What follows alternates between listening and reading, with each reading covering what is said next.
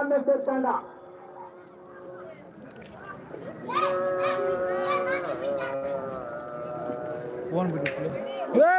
ಪೂರ್ಣಚಂದ್ರ ಇರಿಂಚಿನ 4ನೇ ಓವರು ತಮ್ಮ ಕೋಟಾದ 2ನೇ ಓವರನ್ನು ತೆಗೆದುಕೊಂಡು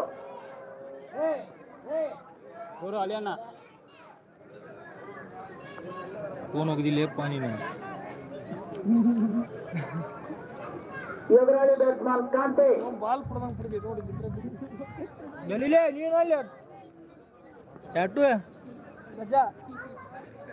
ಎಳೆದು ಬಾರಿಸಿದರೆ ಚೌಡನತ್ತ ಕಾಲುಗಳು ಕಾಂತೇಶ್ ಅವರಿಗೂ ಕೂಡ ಜೀವದಾನ. ನೇರವಾಗಿ ಕೈಗೆ ಬಂದ ಕ್ಯಾಚ್ ಅನ್ನು ಒಳ್ಳೆಯ ಪ್ರಯತ್ನ. ಪೂರ್ಣಚಂದ್ರ ಅವರ ಪ್ರಥಮ ಚೆಂಡೆ ಪರಿಣಾಮಕಾರಿ ಚೆಂಡಾಗಿತ್ತು.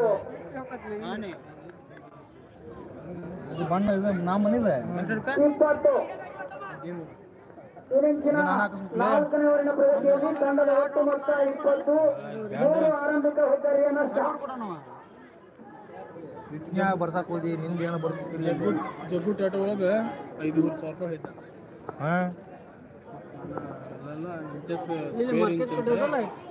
ಅಷ್ಟೇ ಹೇಳಿದ್ದೆ ಹುಡುಗ.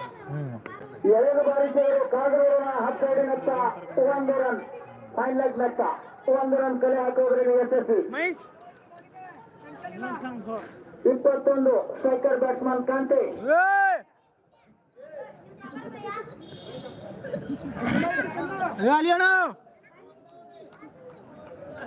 4ನೇ ಓವರಿನ ಪ್ರಗತಿಯಲ್ಲಿ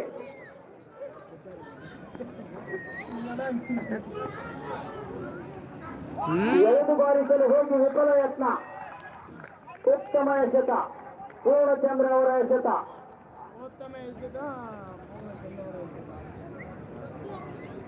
21 ತಂಡದ ಒಟ್ಟು ಮೊತ್ತ 21. ಇನಿಂಗ್ಸಿನ 4ನೇ ಓವರಿನ ಪ್ರಗತಿಯಲ್ಲಿ ಆರಂಭಿಕ 3 ಹುದ್ದರಿಯ ನಷ್ಟ.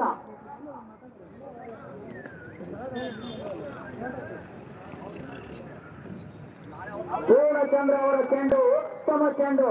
ಮತ್ತೆ ಚೆಂಡಿನ ಗತಿಯನ್ನು ಗುರುತಿಸಿ ಚುಕ್ಕಿ ಬಾಲ್ ಫಿಟ್ ಆದರೂ ಕಾಂತೆ. 4ನೇ ಓವರಿನ ಪ್ರಗತಿಯಲ್ಲಿ ತಂಡದ ಒಟ್ಟು ಮೊತ್ತ 21. 3 ಆರಂಭಿಕ ಹುದ್ದರಿಯ नष्ट। एक बढ़िया स्कोर बनाने के लिए अपने बल्ले को खोल के खेलना चाहिए। छक्का और चौकी की जरूरत है बढ़िया स्कोर बनाने के लिए, क्योंकि फाइनल मैच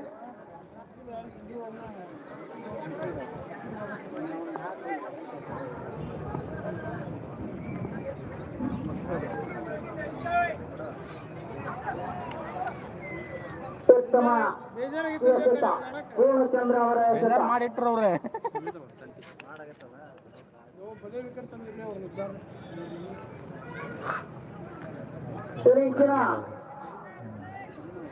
ನಾಲ್ಕನೇ ಪ್ರಗತಿಯಲ್ಲಿ ಅವ್ರ ಮೇಲೆ ಬರೋಬ್ಬರಿ ಆಡಿದ್ರಲ್ಲ ನೀವು ಅಂತ ಹೊಟ್ಟು ಲಿಂಕ್ ಕರೆಕ್ಟ್ ಹಾಕಿಬಿಟ್ಟಿದ್ರ ಅವನು ನಾಳೆ ಯಾಕೆ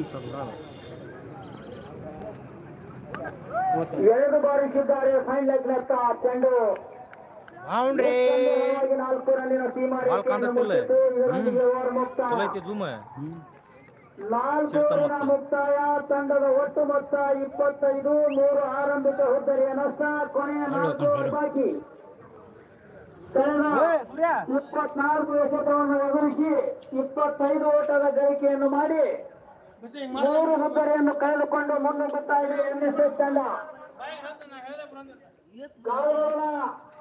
ಕೊನೆಯ 24 ಎಸೆತದಲ್ಲಿ ಎಷ್ಟು ರನ್ನಿನ ಗುರಿಯನ್ನು ಮುಟ್ಟಬಹುದು ಎನ್ಎಸ್ಎಸ್ ತಂಡ?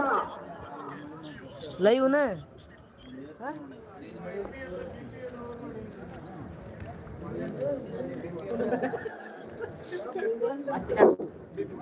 ಸಮಯದ ಅಭಾವ, ಬೇಗ ಬೇಗ ಆಟವನ್ನು ಪ್ರಾರಂಭಿಸಬೇಕು।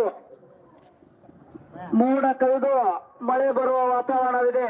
ವರುಣರಾಯ ಗರ್ಜಿಸ್ತಾ ಇದ್ದಾನೆ। ಪಾಸ್ ಮಾಡಕ್ ಬರಲ್ಲ, ಸ್ಟಾಪ್ ಮಾಡಕ್ ಬರಲ್ಲ, ಲೈವ್ ಕಂಟಿನ್ಯೂ ಇರ್ತೈತೆ।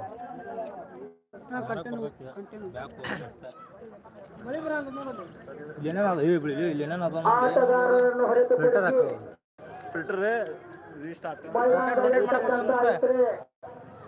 ಬಾಲಕರು ಹಾಗೂ ಮೇಂಟೈನರ್